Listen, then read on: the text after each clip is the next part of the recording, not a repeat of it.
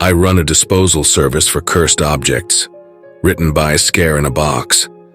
So grab your coffee, sit back, and enjoy the show.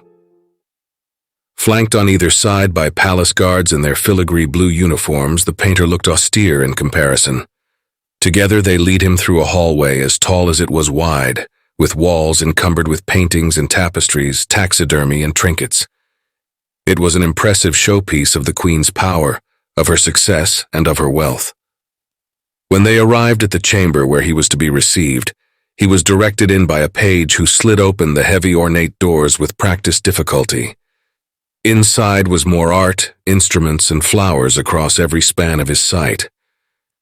It was an assault of colors, and sat amongst them was an aging woman on a delicately couch, sat sideways with her legs together, a look on her face that was serious and yet calm.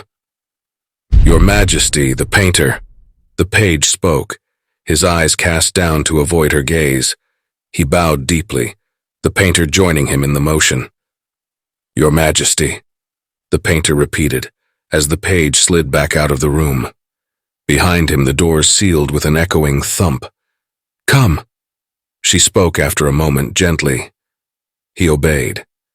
Besides the jacquard couch upon which she sat was the artwork he had produced, displayed on an easel but yet covered by a silk cloth. "Painter, I am to understand that your work has come to fruition."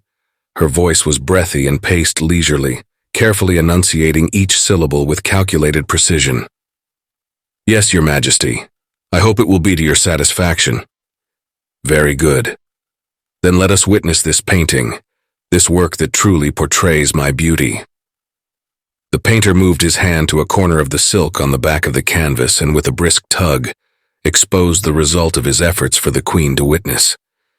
His pale eyes fixed helplessly on her reflection as he attempted to read her thoughts through the subtle shifts in her face. He watched as her eyes flicked up and down, left and right, drinking in the subtleties of his shadows, the boldness of color that he'd used, the intricate foreshortening to produce a great depth to his work. He had been certain that she'd approve, and yet her face gave no likeness to his belief. "Painter." Her body and head remained still, but finally her eyes slid over to meet his. "Yes, Your Majesty. I requested of you to create a piece of work that portrayed my beauty in its truth. For this I offered a vast wealth. This is correct, Your Majesty. This is not my beauty. My form, my shape, yes, but I am no fool." As she spoke, his world paled around him, backing off into a dreamlike haze as her face became the sole thing in focus. His heart beat faster, deeper, threatening to burst from his chest. Her head raised slightly, her eyes gazing down on him in disappointment beneath furrowed brow. "You will do it once more, and again if needs be. But know this, painter, until you grant me what you have agreed to, no food shall pass thine lips." Panic set in. His hands began to shake and his mind raced. "Your Majesty, I can alter what you'd like me to change, but please, I require guidance on what you will find satisfactory." "Page," she called, facing the door for a moment before casting her gaze on the frantic man before her. She spoke to him no more after that. In his dank cell he toiled day after day, churning out masterpieces of all sizes, of differing styles in an attempt to please his liege, but none would set him free. His body gradually wasted away to an emaciated pile of bones and dusty flesh, now drowned by his sullied attire that had once fit so well. At the news of his death, the Queen herself came by to survey the scene, her nose turning up at the saccharine stench of what remained of his decaying flesh. He had left one last painting facing the wall, the brush still clutched between gaunt fingers spattered with color.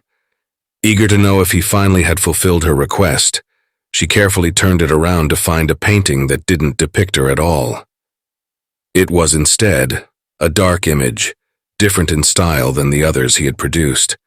It was far rougher, produced hastily, frantically from dying hands. The painter had created a portrait of himself cast against a black background. His frail, skeletal figure was hunched over on his knees, the reddened naked figure of a flayed human torso before him.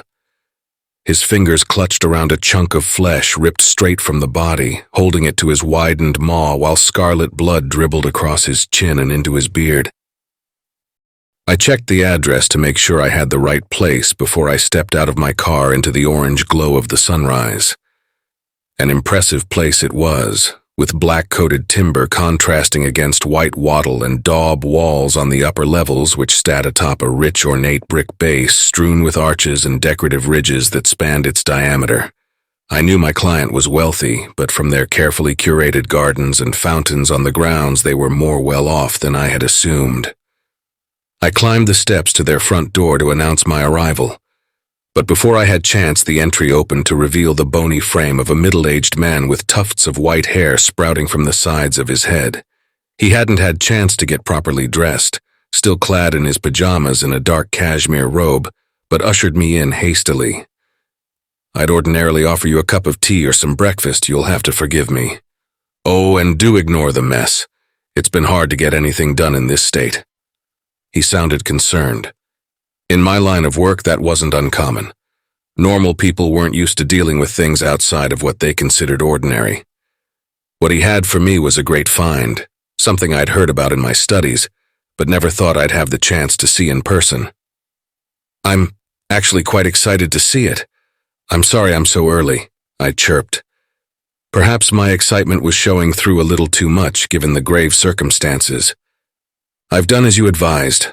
All the carbs and fats I can handle, but it doesn't seem to be doing much. It was never meant to. He wouldn't put on any more weight, but at least it would buy him time while I drove the 1,000-odd miles to get there. All that matters is I'm here now. It was quite the drive, though." He led me through his house towards the back into a smoking room. Tall bookshelves lined the walls, packed with rare and unusual tomes from every period. Some of the spines were battered and bruised, but every one of his collections was complete and arranged dutifully. Dark leather chairs with silver-studded arms claimed the center of the room, and a tasseled lamp glowed in one corner with an orange aura. It was dark, as cozy as it was intimidating. It had a presence of noxiously opulent masculinity, the kind of place bankers and businessmen would conduct shady deals behind closed doors. "Quite a place you've got here," I noted, empty of any real sentiment. "Thank you. This room doesn't see much use, but, well, there it is." He motioned to the back of the room. Displayed in a lit alcove in the back was the painting I'd come all this way to see. "And where did you say you got it?" "A friend of mine bought it in an auction shortly before he died," he began, hobbling his way slowly through the room. "His wife decided to give away some of his things, and there was just something about the raw emotion it invokes." His head shook as he spoke. "And then you started losing weight yourself, starving like the man in the painting." "That's right. I thought I was sick or something, but nobody could find anything wrong with me. And that's exactly what happened to your friend, too." His expression darkened, like I'd uttered something I shouldn't have. He didn't say a word. I cast my gaze up to the painting, directly into those haunting eyes. Whoever the man in the painting was, his hunger still raged to the present day.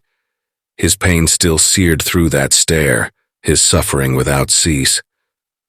"You were the first person to touch it after he died. The curse is yours." I looked back to his gaunt face, his skin hanging from his cheekbones. "By willingly taking the painting, knowing the consequences, I accept the curse along with it. Miss, I really hope you know what you're doing." There was a slight fear in his eyes, diluted with the relief that he might make it out of this alive. "Don't worry, I've got worse in my vault already." With that, I carefully removed the painting from the wall. "You're free to carry on as you would normally." "Thank you, miss, you're an angel." I chuckled at his thanks. "No, sir, far from it." Ow. With a lot less haste than I had left, I made my way back to my home in a disused church in the hills. It was out the way, should the worst happen, in a sparsely populated region nestled between farms and wilderness. Creaky floorboards signaled my arrival, and the setting sun cast colorful, glittering light through the tall, stained glass windows. Right there in the middle of the otherwise empty room was a large vault crafted from thick lead, rimmed with a band of silver around its middle.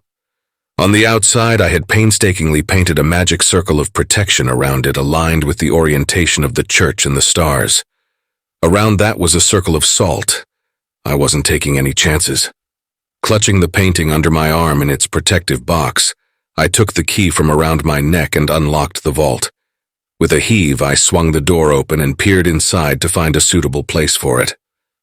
To the inside walls, I had stuck pages from every holy book, hung talismans, harnessed crystals, and I'd have to repeat incantations and spray holy water every so often to keep things in check. Each object housed within my vault had its own history and its own curse to go along with it. There was a mirror that you couldn't look away from, a book that induced madness, a cup that poisoned anyone that drank from it, all manner of objects from many different generations of human suffering. Truth be told, I was starting to run out of room. I'd gotten very good at what had become my job and had gotten a bit of a name for myself within the community. Not that I was out for fame or fortune, but the occult had interested me since I was a little girl. I pulled a few other paintings forwards and slid their new partner behind, standing back upright in full sight of one of my favorite finds, Pierce the puppet. He looked no different than when I found him, still with that frustrated anger fused to his porcelain face, contrasting the jovial clown doll he once was. Crude tufts of black string for hair protruded from a beaten yellow top hat, and his body was stuffed with straw upon which hung a musty, almost fungal smell. The spirit kept within him was laced with such vile anger that even here in my vault it remained not entirely neutralized. "You know, I still feel kind of bad for you," I mentioned to him with a slight shrug, checking the large bucket I placed beneath him. "Being stuck in here can't be great." He'd been rendered immobile by the wards in my vault, but if I managed to piss him off, he had a habit of throwing up blood. At one point, I tried keeping him in the bucket to prevent him from doing it in the first place, but I just ended up having to clean him too. Outside of the vault, he was a danger, but in here he had been reduced to a mere anecdote. I took pity on him. "My offer still stands, you know," I muttered to him, opening up a small wooden chest containing my most treasured find. Every time I came into the vault, I would look at it with a longing fondness. I peered down at the statue inside. It was a pair of hands, crafted from sunstone, grasping each other tightly as though holding something inside. It wasn't so much cursed as it was simply magical, more benign than malicious. Curiously, none of the protections I had in place had any effect on it whatsoever. I closed the lid again and stepped outside of the vault, ready to close it up again. Let your spirit pass on and you're free. It's as easy as that. No more darkness. No more vault, I said to the puppet. As I repeated my offer, it gurgled, blood raising through its middle. "Fine, fine, darkness vault. Got it." I shut the door and walked away, thinking about the pierce, the hands, and the odd connection between them. It was a few years back now, on a crisp October evening. Crunchy leaves scattered the graveyard outside my home, and the nights had begun to draw in too early for my liking. I was cataloging the items in my vault when I received a heavy knock at my front door. On the other side was a woman in scrubs holding a wooden box with something heavy inside. Embroidered into the chest pocket were the words, "Silent Arbor Palliative Care," in a gold thread. She had black hair and unusual piercings, winged eyeliner, and green eyes that stared right through me. There was something else to her, though, something I couldn't quite put my finger on. It looked like she'd come right after working at the hospice, but that would have been quite the drive. I couldn't quite tell if it was fatigue or defeat about her face, but she didn't seem like she wanted to be here. "Hello?" I questioned to the unexpected visitor. "I'm sorry to bother you. I don't like to show up unexpected, but sometimes I don't have much of a choice," she replied. Her voice was quite deep but had a smooth softness to it. "Can I help you with something?" "I hope so." She held the box out my way. I took it with a slight caution, surprised at just how heavy it actually was. "I hear you deal with particular types of objects, and I was hoping to take one out of circulation." I realized where she was going with this. Usually I'd have to hunt them down myself, but to receive one so readily made my job all the easier. "Would you like to come inside?" I asked her, wanting to inquire about whatever it was she had brought me. The focus of her eyes changed as she looked through me into the church before scanning upwards to the plain cedar cross that hung above the door. "Actually, I'd better not," she muttered. I decided it best to not question her, instead opening the box to examine what I would be dealing with. A pair of hands, exquisitely crafted with a pink-orange semi-precious material sunstone. I knew it as a protective material, used to clear negative energy and prevent psychic attacks. I didn't sense anything obviously malicious about the statuette, but there was an unmistakable power to it. There was something about it hiding in plain sight. I lifted the statue out of the box, rotating it from side to side while I examined it, but it quickly began to warm itself against my fingers, as though the hands were made of flesh rather than stone. Slowly, steadily, the fingers began to part like a flower going into bloom, revealing what it had kept safe all this time. It remained joined at the wrists, but something inside glimmered like northern lights for just a second with beautiful pale blues and reds. At the same time, my vision pulsed and blurred, and I found myself unable to breathe as if I was suddenly in a vacuum. My eyes cast up to the woman before me as I struggled to catch my breath.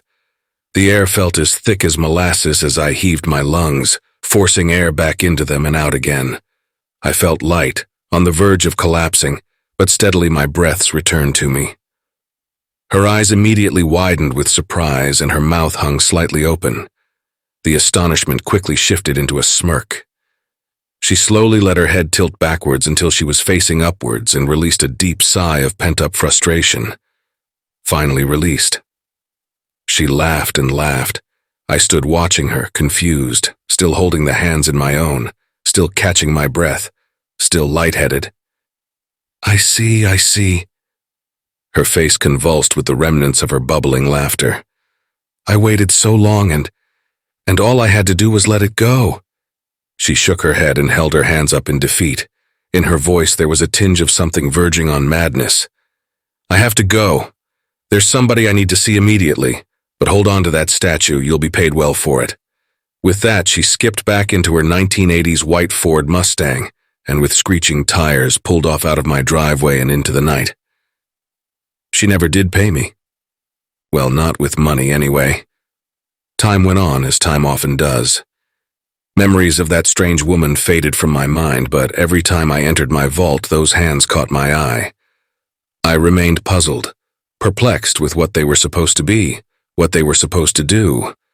I could understand why she would give them to me if they had some terrible curse attached, or even something slightly unsettling, but they just sat there doing nothing.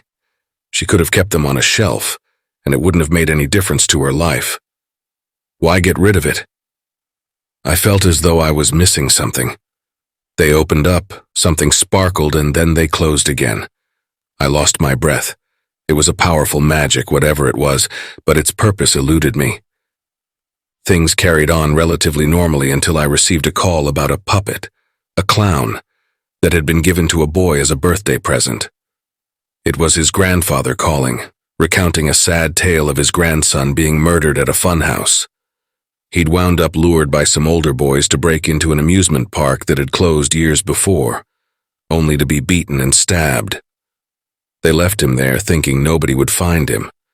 He'd brought the puppet with him that night in his school bag, but there was no sign of it in the police reports.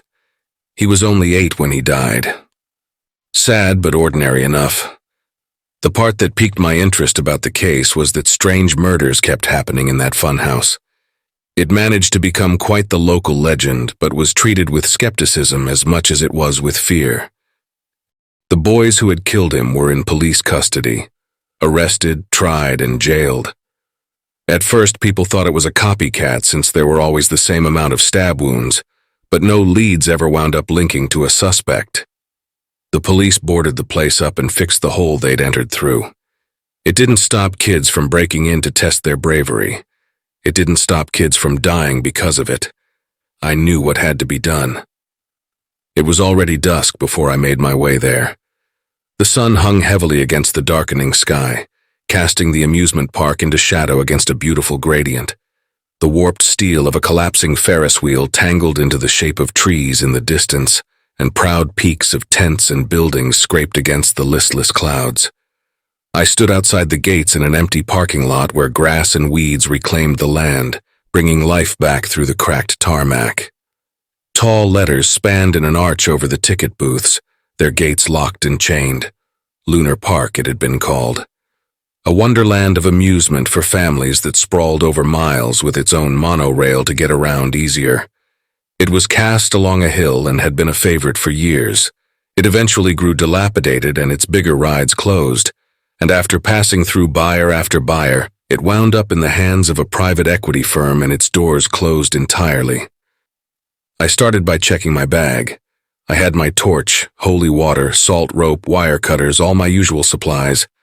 I'd heard that kids had gotten in through a gap in the fence near the back of the log flume, so I made my way around through a worn dirt path through the woodland that surrounded the park. Whoever had fixed up the fence hadn't done a fantastic job, simply screwing down a piece of plywood over the gap the kids had made. Getting inside was easy, but getting around would be harder. When this place was alive, there would be music blaring out from the speakers atop their poles, lights to guide the way along the winding paths, and crowds to follow from one place to the next. Now, though, all that remained was the gaunt quiet and hallowed darkness. I came upon a crossroads marked with what was once a food stall that served overpriced slices of pizza and drinks that would have been mostly ice. There was a map on a signboard with a big red "You Are Here" dot amidst the maze of pathways between points of interest. Mold had begun to grow beneath the plastic, covering up half of the map, while moisture blurred the dye together into an unintelligible mess. I squinted through the darkness, positioning my light to avoid the glare as I tried to make sense of it all. There was a sudden bang from within the food stall as something dropped to the floor, then a rattle from further around inside. My fear rose to a flicker of movement from the corner of my eye skipping through the gloom beyond the counter. My guard raised and I sunk a pocket into my bag, curling my fingers around the wooden cross I'd stashed in there. I approached quietly and quickly swung my flashlight to where I'd heard the scampering. A small, masked face hissed at me, its eyes glowing green in the light of my torch. Tiny, needle-like teeth bared at me menacingly, but the creature bounded around the room and left from the back door where it had entered. It was just a raccoon. I heaved a deep breath and rolled my eyes, turning my attention back to the map until I found the funhouse. I walked along the eerie, silent corpse of the fairground, fallen autumn leaves scattering around my feet along a gentle breeze. Signs hung broken, weeds and grasses grew wild, and paint chipped away from every surface, leaving bare, rusty metal. The whole place was dead, decaying, and bit by bit returning to nature. At last I came upon it, a mighty space built into 3 levels that had clearly once been a colorful, joyous place. Outside the entrance was a fiberglass genie reaching down his arms over the double doors, peering inside as if to watch people enter. His expression was one of joy and excitement, but half of his head had been shattered in. Across the genie's arms, somebody had spray-painted the words, "Pay to enter, pray to leave." Given what had happened here, it seemed quite appropriate. A cold wind picked up behind me and the tiny hairs across my body began to rise. The plywood boards the police had used to seal the entrance had already been smashed wide open. I took a deep breath, summoned my courage, and headed inside. I was led up a set of stairs that creaked and groaned beneath my feet, and suddenly met with a loud clack as one of the steps moved away from me, dropping under my foot to one side. It was on a hinge in the middle, so no matter what side I chose, I'd be met with a surprise. After the next step, I expected it to come, carefully moving the stair to its lower position before I applied my weight. I was caught off guard again by another step moving completely down instead of just left to right. Even though I was on my own, I felt I was being made a fool of. Finally, with some difficulty, I made my way to the top to be met with a weathered cartoon figure with its face painted over with a skull. A warm welcome, clearly. The stairway led to a circular room with yellow-gray glow and the dark paint spattered across the ceiling, made to look like stars. The phosphorus inside had long since gone untouched by the UV lights around the room, leaving the whole place dark. The floor was meant to spin around, but unpowered posed no threat. Before I crossed over, I found my mind wandering to the kid that died here. This was where he was found sprawled out across the disc, left to bleed out while looking up at a synthetic sky. I stared at the center of the disc as I crossed, picturing the poor boy screaming out, left alone and cold as the teens abandoned him here. Slowly decaying, rotting, returning to nature just as the park was around him. My lips curled into a frown at the thought.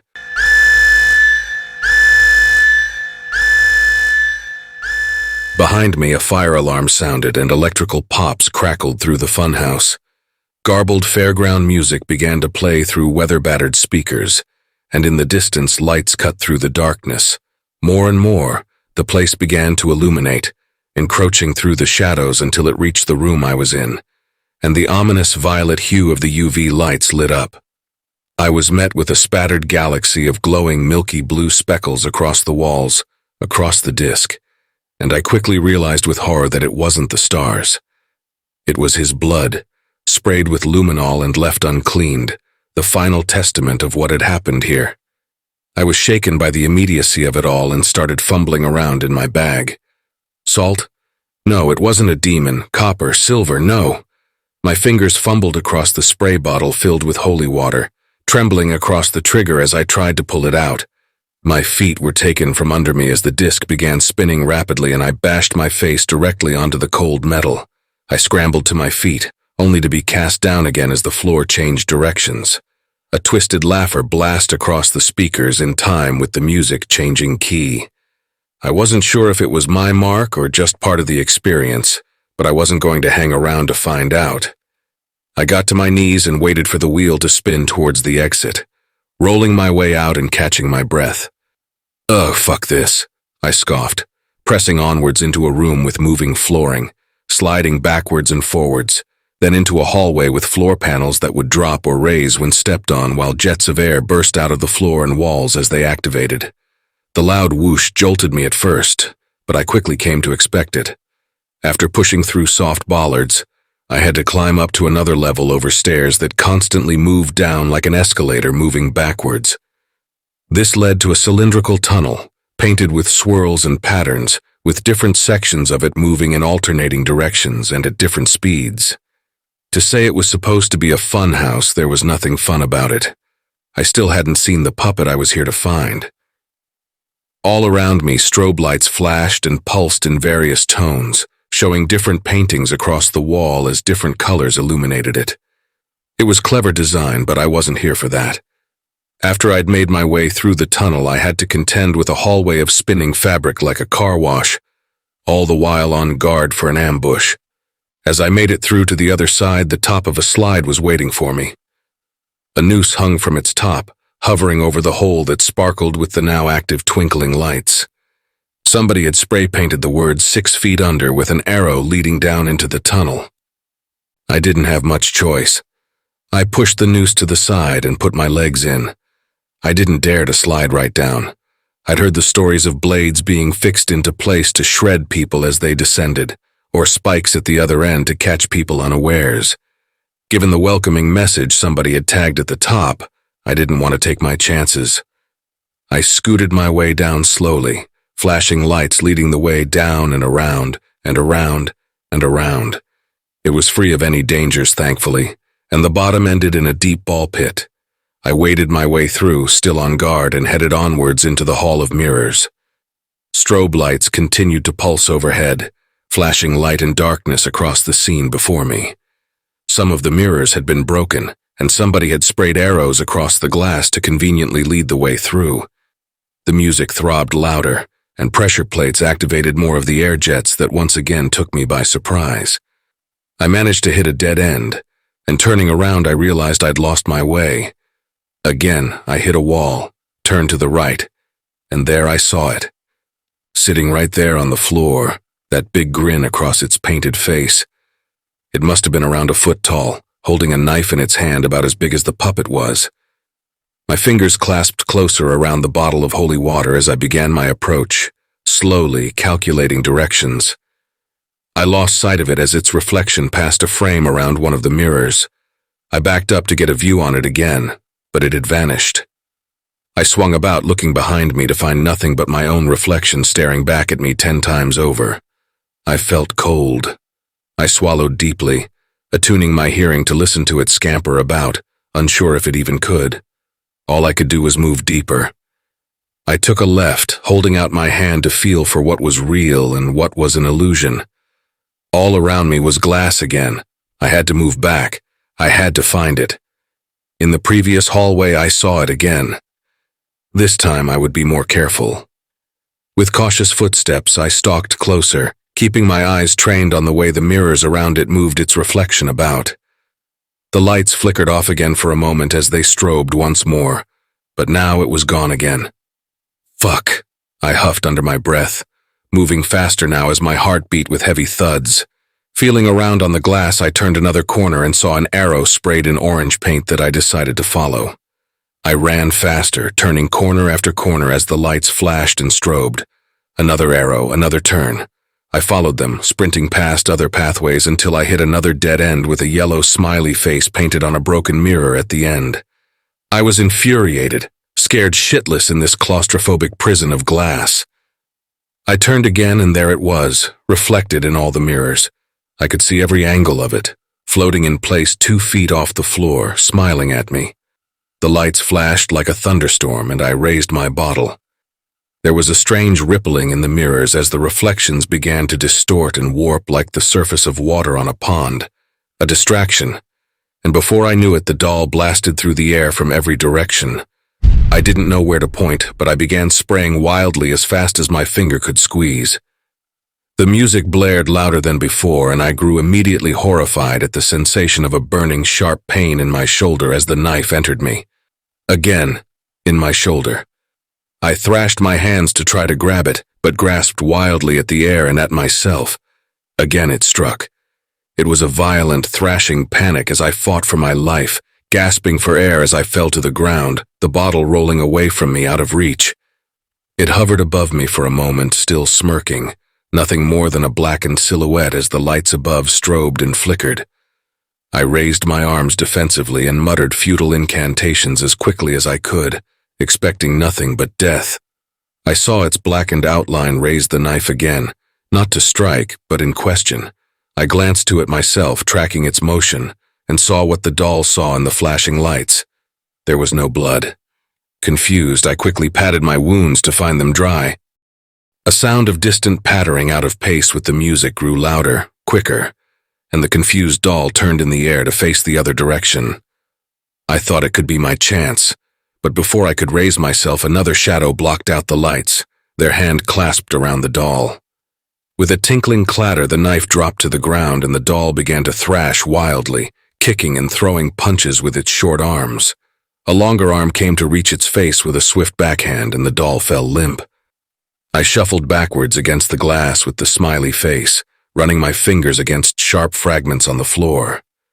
The lights glinted again, illuminating a woman's face with unusual piercings, and I realized I'd seen her deep green eyes before. Still holding the doll outright, her eyes slid down to me, her face stoic with a stern indifference. I said nothing, my jaw agape as I stared up at her. I think I owe you an explanation. We left that place together and through the inky night drove back to my church. The whole time I fingered at my wounds, still feeling the burning pain inside me but seemingly unharmed. Questions bubbled to the forefront of my mind as I dissociated from the road ahead of me, and I arrived to find her white Mustang in the driveway while she sat atop the steps with the lifeless puppet in one hand, a lit cigarette in the other. The whole time I walked up, I couldn't take my eyes off her. "Would you like to come inside?" I asked. She shook her head. "I'd better not." She took a long drag from her smoke, and with a heaving sigh, she closed her eyes and lowered her head. I saw her body judder for a moment, nothing more than a shiver, and her head raised once more, her hair parting to reveal her face again. This time, though, the green in her eyes was replaced with a similar glowing milky blue as the luminol. The origin of the trickster hands baffles death, as knowledgeable as she is. Centuries ago, a man defied death by hiding his soul between the hands. For the first time, death was unable to take someone's soul. For the first time, death was cheated, powerless. Death has tried to separate the hands ever since without success. It seemed the trick to the hands was to simply give up. Death has a lot of time on her hands. She doesn't tend to give up easily. You saw their soul released. Death paid a visit to him and for the first time really enjoyed taking someone's soul to the afterlife. However, the hands are now holding another soul. Your soul. Don't think death is angry with you. You were caught unknowingly in this. For that, death apologizes. Until the day the hands decide to open again, know you are immortal. I looked away, taking it all in. That answers some of my questions. The light faded from her eyes again as they darkened into that forest green. I cocked my head to one side. Before I had chance to open my mouth to speak, the puppet began to twitch and gurgle, a sound that would become all too familiar as it spewed blood that spattered across the steps of this hallowed ground.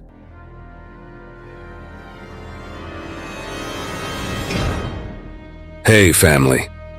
A very big thank you to Scare in a Box for allowing me to narrate such an awesome tale. Be sure to check out their Reddit profile for more of their awesome works. If you would like to support us and make a donation, I'd be very much appreciative. I do have PayPal and a Buy Me a Coffee account. Be sure to also check out our merch store. There are plenty of items and designs to choose from. If you enjoyed this video, then why not check out the next one? Here, on the right-hand side. You can also follow us. All my socials and all my other links are contained within the Linktree link below. Take care, everyone, and I hope you all have a wonderful and peaceful night. And don't forget, where fear is, happiness is not.